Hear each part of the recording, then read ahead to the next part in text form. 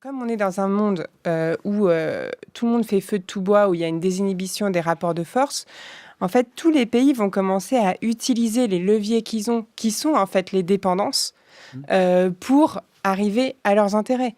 Et comme je le disais en première partie, les États-Unis, ils font exactement la même chose avec l'IA. Mais demain, Alors avec l'IA, qu'est-ce qui... Puisque donc Oui. c'est intéressant, vous évoquiez il y a quelques minutes le fait que les rétorsions principales, elles pouvaient se faire sur le plan de l'immatériel, Oui. comme on l'évoquait d'ailleurs aux enjeux internationaux avec Anthropic. Qu'est-ce que ça voudrait dire concrètement ?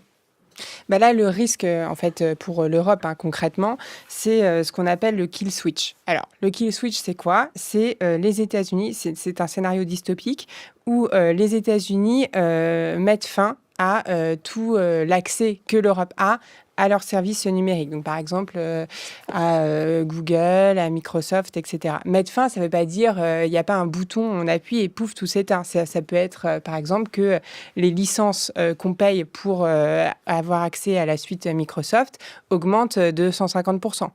Et donc là, on y a des réflexions sur combien de temps on peut tenir si on est privé des services numériques américains. Et les estimations, ça va entre 3 jours et 3 mois. Et donc, toute la question aujourd'hui, c'est pour nous Il y a vraiment des choses irremplaçables ?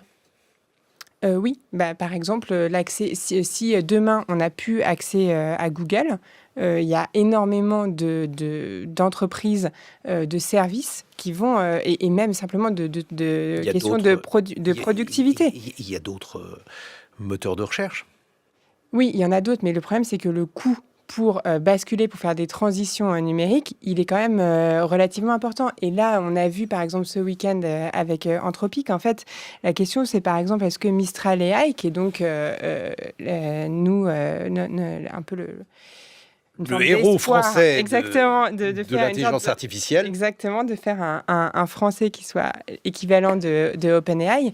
En fait, il y a quand même une montée en puissance et on n'est pas exactement sur les mêmes échelles. Et d'ailleurs, je trouve que c'est intéressant, ça a été donc rappelé dans la chronique, que au G7, on est Sam Altman et le PDG d'Anthropic qui sont là. C'est vraiment ce que disait...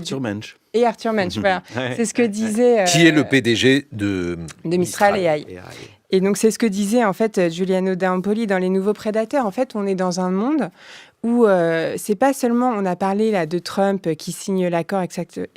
C'est pas seulement la personnalisation des chefs d'État. Maintenant, on a des nouveaux acteurs qui sont les nouveaux prédateurs, donc, et qui sont les PDG des grandes boîtes numériques. Et puis, les Européens, c'est une colonie numérique depuis belle lurette. Même avant Macron, c'était déjà une colonie numérique. Macron a hyper accéléré les choses. Mais c'était vraiment déjà une colonie numérique. Et pourquoi tu emploies ce mot très fort de colonie numérique américaine, donc, en l'espèce, et quelles sont les conséquences alors ? Parce qu'il nous arrive exactement la même chose que ce qu'on a fait en Afrique au XIXe siècle. On a débarqué en Afrique. Rappelons pour mémoire que la colonisation française, c'était un concept de gauche. Donc on est arrivé avec des écoles, des infrastructures, un cadre administratif, la civilisation. Jaurès portait la colonisation pour civiliser ces bons sauvages.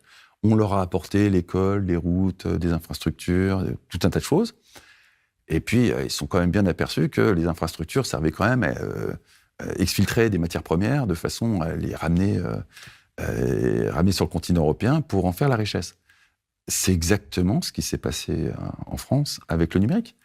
Les Américains ont débarqué avec des infrastructures, des choses qui ont permis vraiment de transformer radicalement notre économie et de passer à la révolution numérique qu'on était bien incapable de faire par nous-mêmes, ne serait-ce que parce qu'on s'était accroché au Minitel jusqu'au dernier moment en disant non, Internet, pas de ça chez nous, marchera pas. Nous on a le Minitel. Donc il a bien fallu rattraper le retard, parce qu'il y a une tradition en France, et du coup les Américains étaient les bienvenus. Et puis, maintenant, on est en train de s'apercevoir que, quand même, les données personnelles partent aux États-Unis, qu'on fait des lois comme le RGPD pour limiter un peu les dégâts, ils les font sauter. Qu'on fait des lois comme le Privacy Shield, ils les font sauter. Quand on se dit, quand même, l'Europe va nous protéger, on s'aperçoit que non, pas du tout. Et puis, quand vraiment ils s'énervent, ce qui est le cas avec Trump, ils nous font un digital omnibus, alors qui était la dernière arnaque au niveau de l'Union européenne, qui consistait à faire ce qu'on appelle un digital omnibus, qui va détricoter, peut-être qu'il va être annulé là, parce que là, ça commence vraiment à se tendre, qui va détricoter le RGPD, le DMA et l'AIA Act. Et qui va permettre aux Américains de piller tranquillement nos données personnelles sans trop de contraintes législatives, parce que ça arrange les Américains. Et parce qu'ils sont vraiment dans exactement la même position avec les données européennes qu'on l'a été avec les matières premières africaines au XIXe siècle.